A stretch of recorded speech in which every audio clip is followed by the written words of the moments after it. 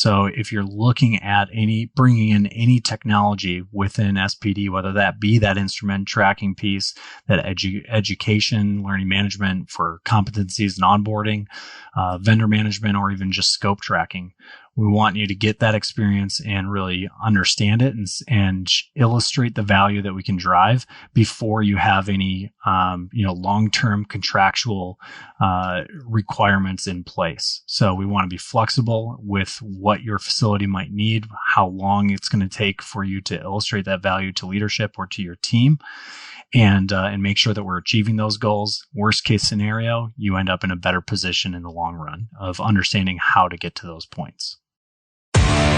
Without supplies, there's no surgery.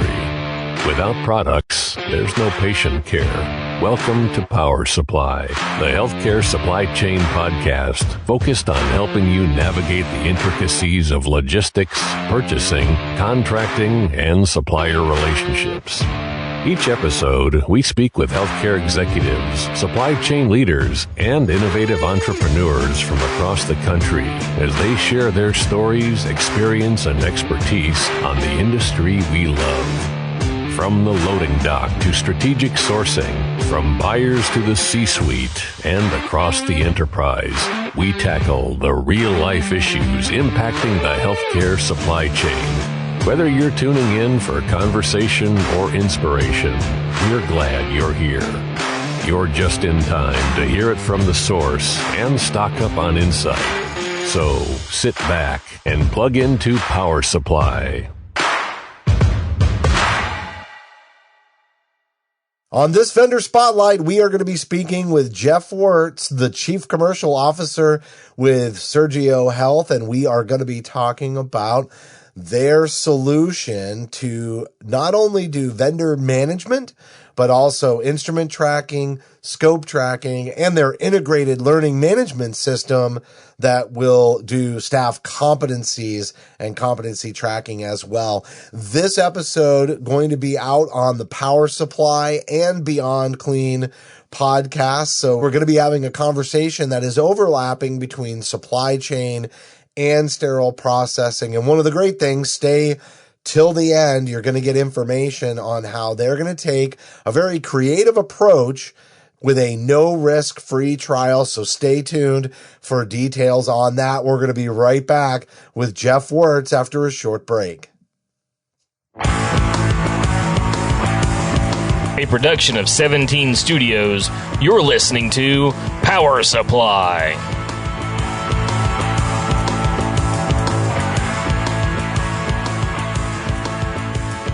I am speaking with Jeff Wertz, Chief Commercial Officer from Surgio Health, and also a notable expert from the Expert Series on Beyond Clean. Now, this podcast is going to be going out not only on the Beyond Clean podcast, but also for the Power Supply audience there in supply chain. And so this conversation today, Jeff, is going to talk to not only sterile processing frontline technicians and managers, but also the supply chain audience, both going through quite a bit of transformation, I'd say, in recent years.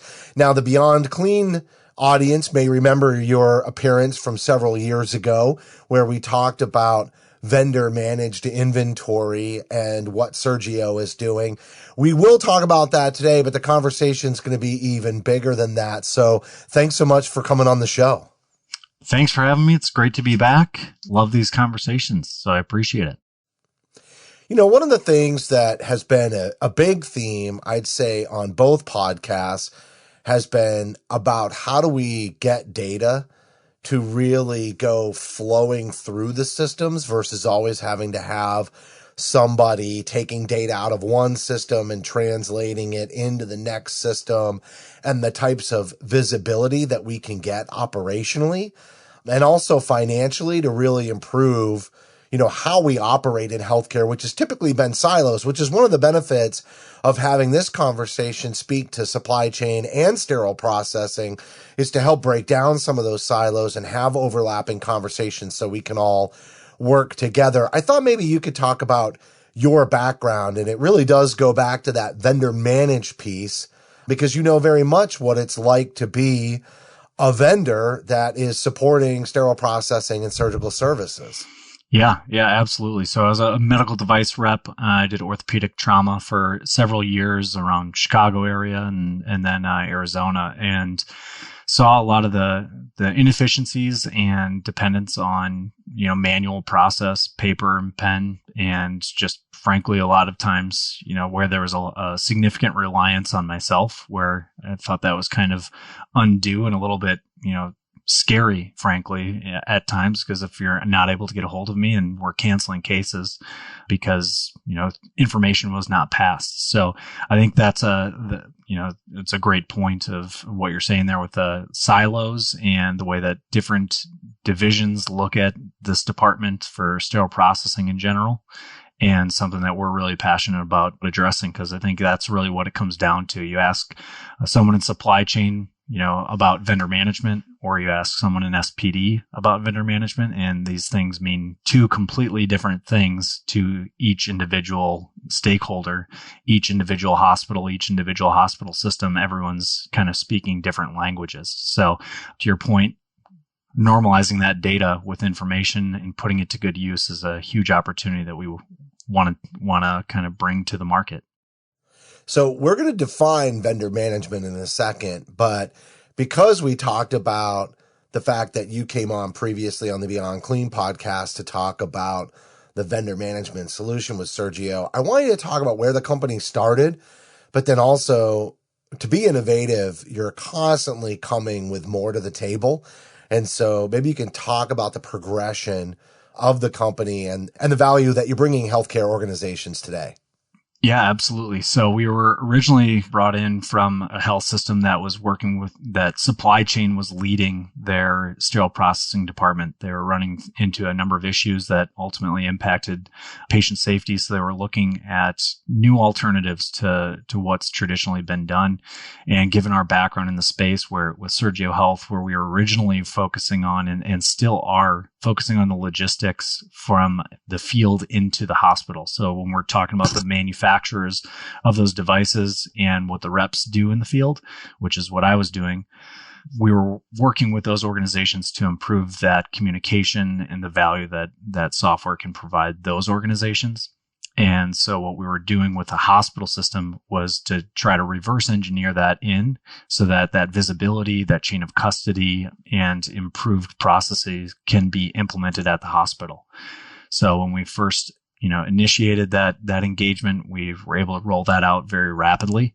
We weren't looking to change a whole lot. What we were trying to do is just initially digitize that process to understand what's happening. And for a space as complex as healthcare, that's really where we believe you have to start at, is take what's currently happening without impacting a lot of the end users, a lot of the people on the ground in the hospital, without changing their workflows, and take the information at hand and then change the behavior to what your facility is looking for. So that's really where we started on the vendor management piece. And then, as we kind of continued onward, we kept uncovering different areas that were shortcomings of the old systems that were in place or lack of systems that even existed. So at this point in time, we have a vendor management module. We have an instrument tracking module, so that allows for all of SPD to be run independently. And then also a learning management system. And then even a scope tracking module at this point. So it's been a lot of progress and development over the past few years, and really focusing on that end user experience and information. Yeah, that learning management module, we'll talk a little bit about that towards the end, but I've had a chance to see that firsthand, and it has some really great implications around competencies and competency management in addition to learning modules. But one thing I wanted to kind of point out too is just looking at the lay of the land right now. It's almost like what you might have looked at three different parties, right? The people that are providing the service within the hospital. So in this case, sterile processing or the operating room, surgical services. Then you have the people that are managing the contracts and the utilization and the vendor relationship, from a business perspective and supply chain. And then you had the vendor, but I almost want to say that the vendor is now two different components too, because things changed a lot heading into the pandemic, where a number of the vendor representatives are now 1099s. That grew in the way that those sales forces changed. And it also changed the nature of the relationship between the rep and the vendor company. And so having the data back to the vendor company has not been triangulated anymore, but now there's 4 different stakeholders in many cases that are coming to the table, which only enhances the need for a technology, which brings us back to that vendor management component. And we'll start the conversation there. You said at the beginning, there's 2 different definitions. If you're talking to somebody in sterile processing, vendor management means something different to them than it does to somebody in supply chain. And so what is the difference in your mind? And let's define vendor management for what it means to those parties today. But then I'm going to ask you what it should mean and where we should really be taking that conversation. Yeah, and I preface this by saying there's obviously no written definition of this by anyone, but the way I think that a lot of the sterile processing individuals look at the vendors as, what are they bringing in? How are they interacting with making sure that the cases are running smoothly? All of the trays that are required, resetting those different instrumentation sets, and just kind of working on a day-to-day basis with them to make sure that each case is running smoothly, versus supply chain, who's kind of just lightly involved with it. They're not in there necessarily day-to-day. They're probably working with those vendors more so on contract negotiation that comes up every, year or two, however often with that contract. But then also, if there are disciplinary issues, then sometimes supply chain is brought in with that. But then outside of that, I think vendor management, a lot of people just look at like credentialing systems and how are they interacting with that and making sure that they're crossing their T's, dotting their I's before they're getting into the hospitals. But I think that, ultimately, there's just that visibility gap that happens between the two. And there's not really anyone on the clinical side that is measuring or evaluating the performance on a day-to-day basis of how those vendors are really interacting to ensure that your facility is set up for success. And I think that's where there's a huge opportunity to improve the value and the quality of service from the manufacturer, for the vendor, and for the hospital. Yeah, I feel like getting supply chain and the clinical team members to be able to talk the same language about the vendor, even though they have different perspectives, it's not always a challenge necessarily. It's more getting the information and the KPIs in alignment. And when you talk about that contract negotiations piece, sometimes if that alignment isn't there and the measurements aren't visible to both parties, then it's hard to keep them on the same page, especially as conversations are being had with the vendors themselves. And honestly, it's those contract negotiations on the clinical side that, if they're run really well, can bring some enhancements and support and smooth things out for the clinician's experience, right, in sterile processing in the operating room. So that's really key. And I see what your vision is in terms of like what vendor management should really be. But a lot of that, again, comes back to this data piece, and there's this gap. Can you talk about that gap in the data information, and if we had good data, what this really could look like? Yeah, I think, to kind of start at the end point where I see vendor managed inventory or just vendor management in general, it really comes down to the manufacturers and the hospitals and, incorporating the GPOs, and where I think that it should fit very naturally is because it's kind of like the definition of what the group purchasing organizations are supposed to be organizing. But it's actually having the manufacturers help with the demand forecasting or management of the amount of supplies that are on site. So a lot of the issues that are currently exist at many facilities is, just expiration management. Also organizing what type of inventory you have on site. Is it owned by the hospital? Is it consigned? Is this inventory that's just been loaned in on a short period of time? And who's managing all of that? And a lot of times it's this third party vendor in the middle who's responsible for moving all these things around significantly. And there's not a lot of interoperability between any of the systems, between the manufacturer, between the distributor vendor in the middle and the hospital. And so everything ends up riding on that rep to make sure that all of the instrument sets are available, that all of the implants are available as well. And then how are they managing those things on the shelf is still, reliant on what the rep is doing. And in a lot of cases, the manufacturer is not able to control that very much. And the hospital hasn't taken the reins from the reps to be able to do that effectively because they don't quite understand all the intricacies, that go into every single one of these procedures and the device management required. So where technology brings this is, providing some of that visibility and interoperability between the different EHR systems, between whatever the logistics management is for the manufacturer as well. But a lot of this is still very, very manual. So everything really needs to go from 0 to 1 of establishing what KPIs are expected.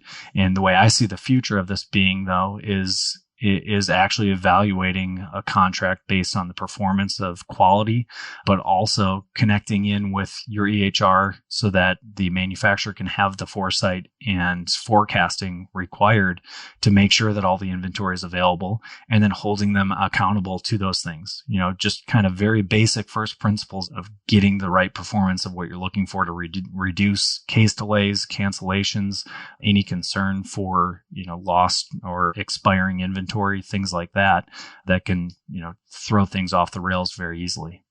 Well, so that brings up that whole interoperability piece, is connecting the data from the different systems so that you can have something that's a lot more fluid. Because you're right, when the data doesn't flow from one system to another, i.e. like an open API, then you can't do any of that forecasting or that projections. You can't do things that are proactive to help prevent things like case delays. And another thing is a lot of the vendor managed inventory solutions don't necessarily connect to instrument tracking. And so that's kind of a challenge too, is just knowing, the inventory when it was checked in, is it available? And then where does it go after it comes in? And I know this was something that you and I talked about, was when you talk about the instrument tracking component, sometimes people think, oh, I have a tracking system. I know how many times this instrument set was used or something along those lines. But you said something really interesting to me, which was a lot of people think they have what they need when they have instrument tracking, but it doesn't give them strategy. And so simply having instrument tracking does not mean you have an effective strategy or that you're able to adjust that strategy accordingly. Do you want to expand on that? Yeah, my manager when I was at Stryker, the person in charge of all the logistics, actually works with us here at Surgio now as well. But he always kind of referred to it as you can give someone a rock and a stick, and how they're going to use it is really up to that individual. And I think the rock and the stick is the instrument tracking system. It's much better than no tracking system, but at the same time, I've seen facilities that can run pretty effectively without one. The benefit of having an instrument tracking system in place is supposed to be that it's going to make things easier in the long run. That's the point of digitizing these things, is to make, the work at hand a little bit easier over time and incrementally better. And in a department where there's such high turnover, especially, it should be leveraged much more effectively to make sure that anyone's onboarded very efficiently and effectively. But then also, how are we strategizing around this? How are we taking the data that we're getting within the system and turning that into information of how we're improving? What kind of strategies are we able to put in place? What kind of key performance indicators are we looking at as a department with the clinical teams, with the supply chain teams, to advance these different initiatives? And I think that this department in general, after we were working on the vendor management side and putting those KPIs in place, the conversation naturally evolved into, well, why don't we do some of these things within the SPD instrument tracking piece and track those instruments all the way through the entire process and apply some of that information as well, so that we can start looking at, how just basic principles of how often are we turning this inventory? When can we take things off the shelf? could we consolidate and put a central location for some of this excess inventory, or potentially offload it? But as it stands right now, this department's traditionally just kind of looked at as a cost center and something that you're just kind of hoping doesn't break, as opposed to being more proactive and evaluating how we can maximize and leverage this department to improve the other pieces of it. So there's an operational strategy that you're describing really well there, but there's also some financial strategy, some business strategy. And one thing that we know about sterile processing is it's always been a cost center. So this is one of those where the budgets just keep going down and we kind of chip away and chip away. And a lot of times they're being asked to do more with less technology than you might see in other areas. But we're hitting a critical breaking point here, because the department has been traditionally deprived of the kinds of technologies that would really help advance them and do the things that you're talking about. And in a lot of cases, they're collecting all of this data, but again, is it tying to strategy? And another issue we've run into, and it's happening really across healthcare. It's not just something that's in sterile processing or just something that we're seeing in supply chain, but really just staffing and the lack of staffing. And so the more we throw bodies at something that needs to be done strategically, that could be done by a technology, the harder it is to maintain. It's not sustainable. When you have turnover, it goes away with the culture or the talent of the individual that's left the organization. And these are some of the struggles that I think everybody's going through. And another thing is, just in terms of looking at productivity, a lot of the productivity metrics in sterile processing have been lacking or have been missing the mark to some extent in the way that they're evaluated. And that all ends up tying into strategy around staffing models. And then all of a sudden, we have readmissions due to surgical site infections, or we have issues with delayed or canceled procedures because we don't have the technology to be able to do what we need to do. Is that what you're seeing in your conversations as well? Is that driving a lot of the development of your solution? Yeah, no, that's spot on. And I think that it's interesting. I'm excited to get any feedback from having this release on Beyond Clean, as well as, the power supply, to get those two different perspectives. Cause, anecdotally, this is a broad stroke that I'd say, but I feel like it's much more likely that supply chain is understanding that, hey, we can't just keep throwing bodies at this issue, and let's put something in place that's going to be an investment in the short term for a long-term payoff, and kind of see the forest through the trees. Whereas, unfortunately, in some cases, the clinical side of it can be more reactive and just say, well, we just need to address this, and we're going to, put a Band-Aid on these things. And I think that that's where you constantly have this, or in some cases have this back and forth clash of those two different perspectives. But that's exactly what we're trying to address, is trying to bridge that gap with information and expectations. So, in a time where we're resource constrained, where your staffing is challenged, you need to start looking at kind of breaking things down into first principles of how are we onboarding staff? How are we keeping them on board? What type of expectations do we want to put in place, as opposed to just kind of a litmus test of, how is the OR feeling about this? How are the surgeons feeling about this? Is there complaints? And so that's what we're trying to put in place, is some of these standard KPIs that are tailored to that organization that everyone is on board with. And what would those available. KPIs look like? Are these performance analytics? And when we talk about performance analytics, whose performance? Yeah. So if we're talking on the vendor management piece, what are your first initial goals? I think most organizations that we're working with is just trying to get your arms around it completely, as far as who's dropping off, when, for which surgeons, how often, how many trays.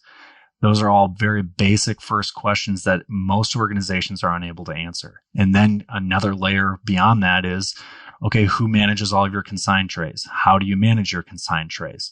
And these are all just different steps towards more complex, more automation. But you have to really start at the point of just understanding what's currently happening before you can shape it. So if you go to the SPD side, or where you're just doing the instrument tracking, what we try to do is, at a baseline, how many of your templates are complete? So if you have new staff onboarding, how rapidly can they be up and adding value to your organization? And then you get into the things like productivity. But that's something that I think is a little bit further down the road of getting a much better productivity model, because that's, frankly been a big gap in the space that still exists today, that we're really intrigued and working towards trying to improve that. We have a lot of really good ideas. I'd love for anyone that's out there listening to this to reach out and contribute to that, because we have, the way that we've structured our technology, we have the opportunity to rapidly impact that. So there's different KPIs for each of these. And then for things like, the onboarding piece, that's where we put in that learning management system that allows for presenting to or onboarding new staff members and then keeping track of those competencies very, very easily without requiring more tasks for these understaffed managers of these departments or educators within these systems that have a difficult time, that are spending a lot of their time, frankly, just trying to move the papers around and keep them organized. Yeah, it's the in case they get documentation regulated. piece, Jeff. What a hassle. Precisely. And I think that was the thing that really stuck out to me when I saw the way that your learning management system works, and specifically around competencies, is, all of this is a SaaS solution. So we'll talk about the benefits of being a cloud-based solution. But one of the benefits is you could literally pull up your smartphone and execute those competencies in real time and have that documentation and logging instead of paper documentation that then gets put into a file. And from a tracking standpoint, it really reduces a lot of that manual effort. And I know it's traditionally been educators that are an FTE, if you're lucky, in sterile processing that have been doing that. A lot of times it's the burdens going on the supervisors. But if you did have an educator, it's likely with the staffing crisis we're in today that they're allocated to responsibilities related to shortcomings on staff. So they're not necessarily putting that full-time effort into the educator role as much as they might have in the past, just due to the nature of trying to make sure trays are clean and sterile and on time for the cases that are being scheduled in the OR. And it's things like that that really stick out to me as, wait, what a much more efficient way to have that documentation and present it when all of a sudden you have a surveyor coming in and they want to see, how are you up to date with competencies? Is the person that's reprocessing that scope over there competent to do so, and having that information at your fingertips? Right. Yeah. No, that's exactly why we've developed these different pieces of the puzzle. I think that what's been, moving the needle to this point in healthcare and technology in the sterile processing space to kind of connect into supply chain as well is very kind of siloed as well, just like kind of everything else that we're discussing to this point. But it's taken it from 0 to 1, and now you're on a digital system. Now the next generation of these things should be more interconnectivity, more flexibility in how you're running the system, but also the information that's being presented from those technologies needs to be more readily available and able to be utilized in these different areas. So that's really why we spent a lot of time on the development of these solutions, so that they're easier for the end users to be able to pick up and run with, but then for leaders within these hospital systems to see the impact of those things and determine, how they want to guide this department. Because I think it's always been one of those departments that's just really reliant on the individual that's leading it. And from a administrator perspective or a hospital leader perspective, that should be a kind of concerning space to be at, is that you're just completely reliant on how you're feeling about that leader of the department. So I want to talk, as we're getting close to the end here, about that cloud-based solution component. And I also want to talk about what you're offering the audience, because I think that what you're willing to do is put your money where your mouth is, because that's the kind of unique approach to sourcing that everybody's looking for these days. Because most supply chains are really stuck in this middle ground where they're trying to decide, like, we don't really want to spend more money because we're operating on negative margins. So we're trying to find ways to lower costs And yet at the same time, to invest in a technology that's going to have an ROI, it could cost us something up front. And it's really created this stalemate in moving forward in decisions, either through value analysis and whatnot.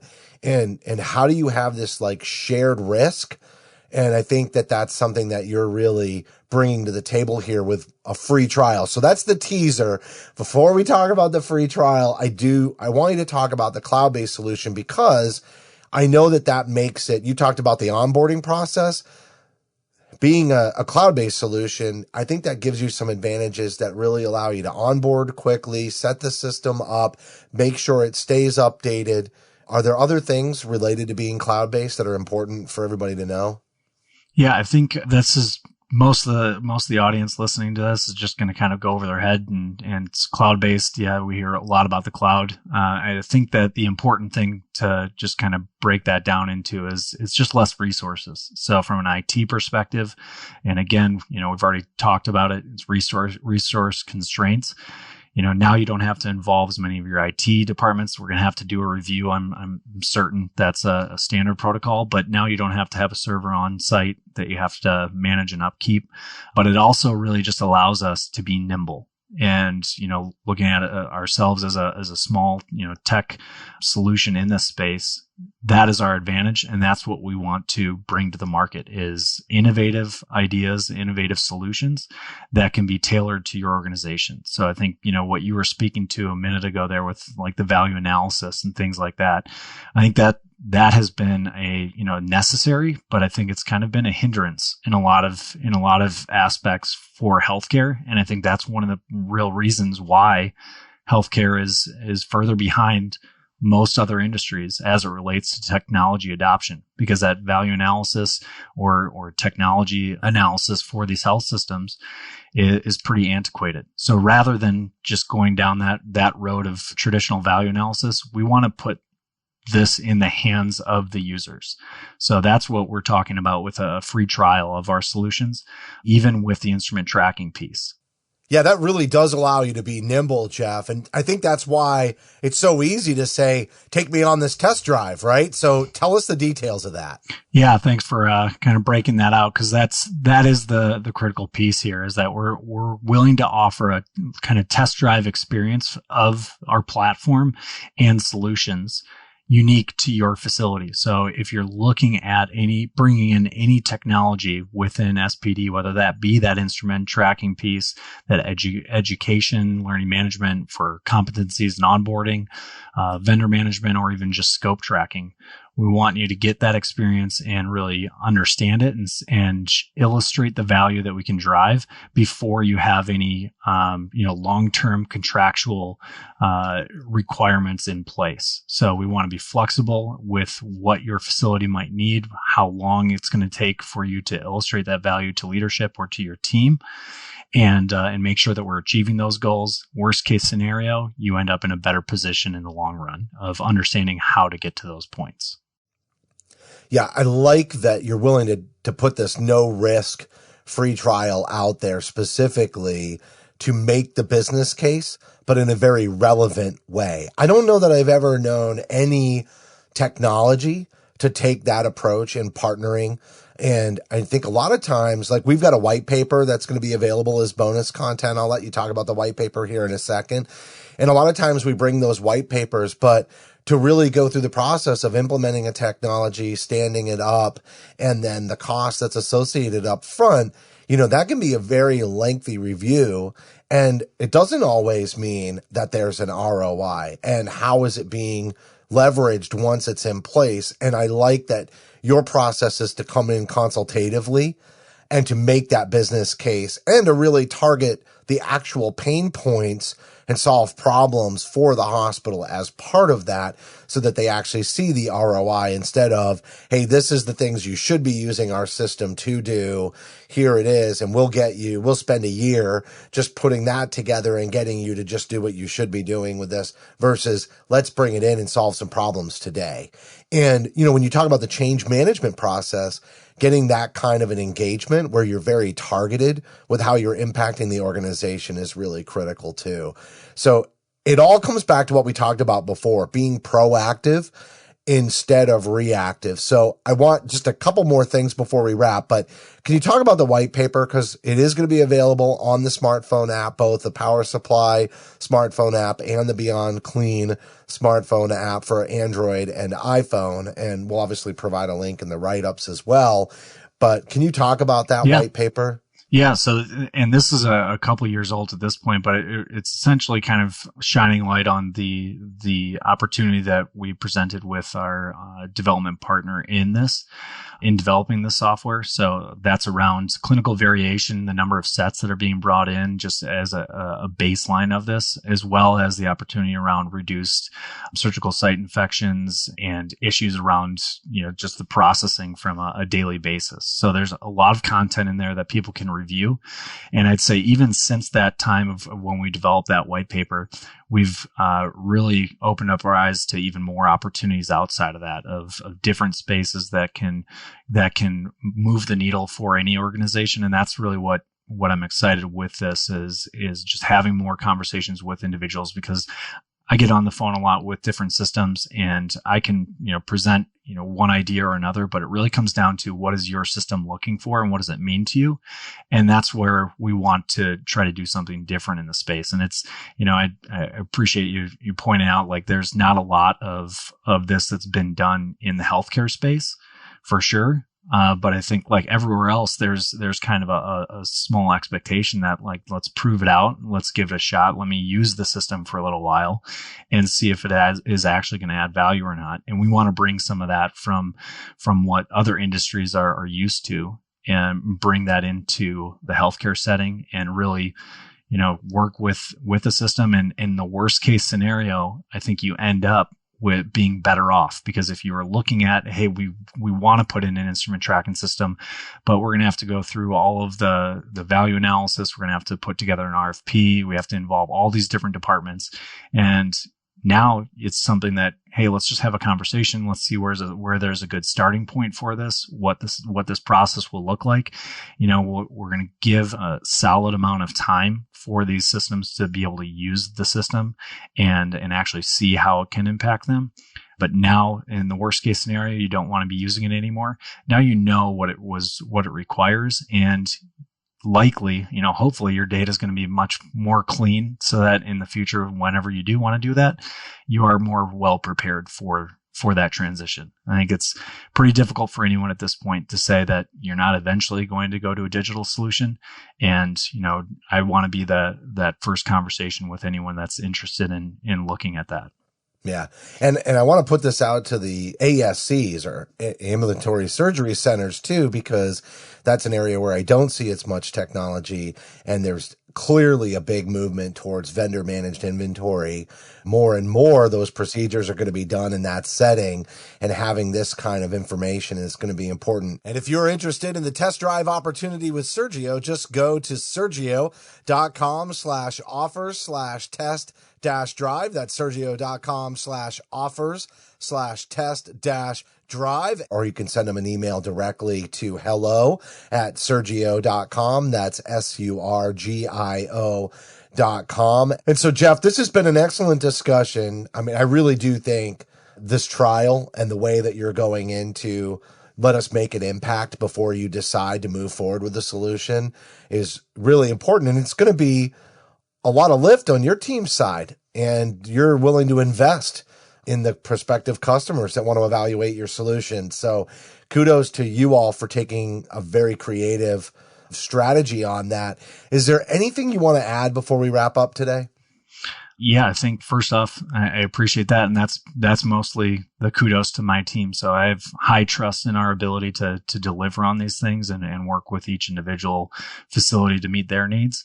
But I'd just say, there's a lot of opportunity in the space to improve, utilize next level functionality of going down the road of RFID, machine vision, all of the future discussion, that we touched on some of today, of where we can get vendor management to be completely automated, or have, the best productivity models for sterile processing in general.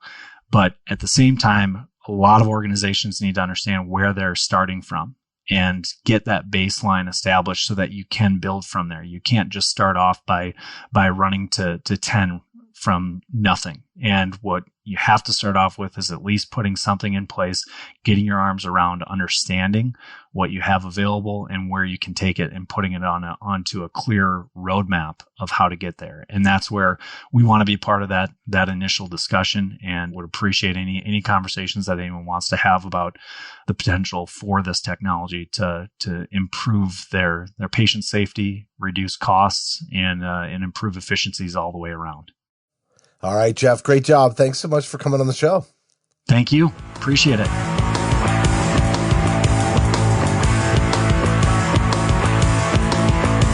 Jeff Wertz, Chief Commercial Officer with Surgio Health, talking about their solution that is very comprehensive. Not only does it have instrument tracking, which is kind of the baseline conversation for folks in sterile processing, but then also vendor managed inventory and data and tracking, which has implications for not only supply chain, but also sterile processing.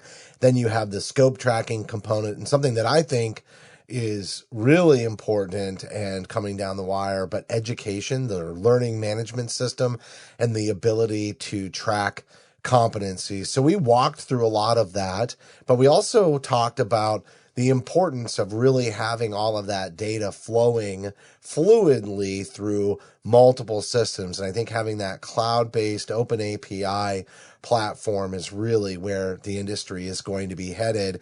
All right, a reminder about the no-risk test drive opportunity. You can visit surgio.com/offer/test-drive, or you can send an email to hello@surgio.com. That's spelled SURGIO.com. They've got some bonus content that's going to be available on our smartphone app. So again, if you haven't downloaded the smartphone app for Power Supply or Beyond Clean yet, make sure you download it. Click on the gift box in the episode and you will find the bonus content there. And you can also find them on social media, mostly LinkedIn. That's the best place for all of their content and updates. That's going to do it for this vendor spotlight. But as a reminder, we absolutely love your feedback. And so you can send us an email to info@powersupplymedia.net with any recommendations around guests or topics, or even if you'd like to see us do a certain themed season on a topic, we certainly can do that as well. Don't forget to download our smartphone app for iPhone and Android. That's the best way to listen to the podcast. Thank you to everybody for tuning in this week and every week. That's going to do it for this vendor spotlight on Power Supply.